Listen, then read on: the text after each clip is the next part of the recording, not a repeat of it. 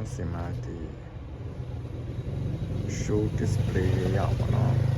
ဟိုဒီအရှိမပြတဲ့ဟာလေးဒါတော့သူရဲ့ကတလောက်လေးပေါ့နော်တောင်းတော့တန်လိုင်းနဲ့အလုပ်လုပ်ဖြစ်ပါတယ်သူကအရာကတော့အဖြူတစ်မျိုးပဲပေါ့နော်ဟာသူကိုလဲနေရပါပြီးရင်သူ့ထဲမှာကဒီကောင်တန်လေးနဲ့ပါပါနော်ခေါင်းကိုဝယ်ပြီးရင်ဒီကော်လီလုံးကပါလောက်ကော်လီလုံးလေးလုံးပါကော်လီလုံးသူ့ထဲမှာပါတယ်ဟာနော်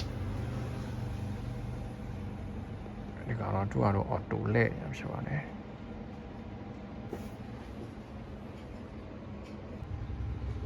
ဒါတော့မီးမဖွင့်ရသေးဘူးနော်တော်လဲပါတယ်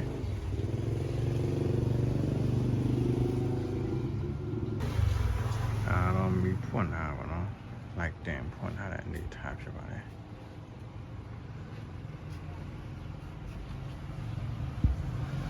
ဟောတန်လိုက်နဲ့အလုပ်လုပ်တာပါ